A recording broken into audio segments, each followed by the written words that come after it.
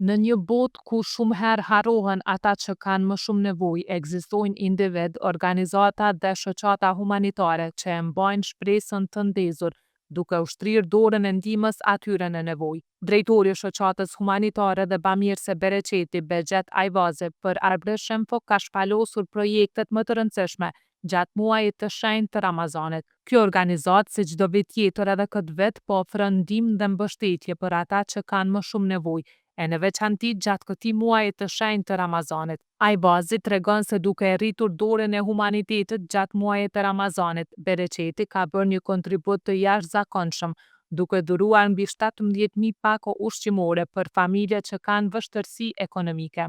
Projekti i veçantë gjatë këtij muaji të bekuar të Ramazanit për shoqatën humanitare Bamirëse Bereqeti është sofra e Ramazanit. Aktivitetet gjatë gjithë vitit janë të shumta, mirë po, siç e cekëm në veçanti është sofra e Ramazanit. Deri më tani janë shpërndarë në të gjitha qytetet e Republikës së Kosovës mbi 17.000 pako, ku kanë përfituar mbi 17.000 familje, gjithashtu kanë marrë edhe nga një thes miell me 25 kg. Nuk kanë qenë vetëm këto,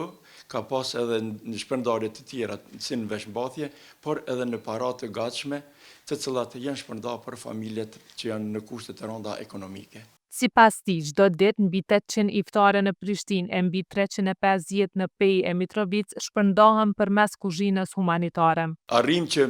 pothuajse në gati në çdo qytet të shpërndajmë edhe iftare, por në fokus të veçantë kemi kuzhinën humanitare në Pejë dhe në Mitrovicë, ku për çdo ditë mbi 350 iftare shpërndahen në këto dy gjeltore humanitare bamirëse. Gjithashtu kemi edhe në Prishtinë, ku e mbështesim në bashkëpunim me qendrën EUP, me drejtorinë e vakëve që është duke u organizuar një iftar i përbashkët në pallatin në Trez, aty në platon e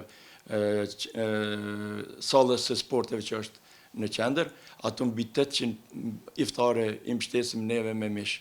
Kjo shoqatë humanitare ka koordinatorët e saj në çdo qytet të Kosovës, të cilët në bashkëpunim me Drejtorinë për Mirëqenie Sociale i zgjedhin familjet që kanë vështirësi ekonomike. Neve kemi koordinatorit tonë të shoqatës Bereqeti në çdo qytet të Republikës së Kosovës, ku në bashkëpunim me Drejtoritë e Mirëqenieve Sociale në të gjitha komunat e vendit i përzgjedhin familjet ato të cilat janë në kushte më të rënda ekonomike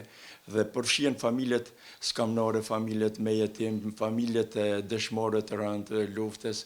dhe gratë e vetmora, të cilat janë nënave të ushqyese dhe shumë kategori të tjera që kanë kushte më të rënda ekonomike. Përzgjedhen edhe në shumë vende në viset rurale, në përfshatra, nëpërmes koordinatorëve tonë, imamëve dhe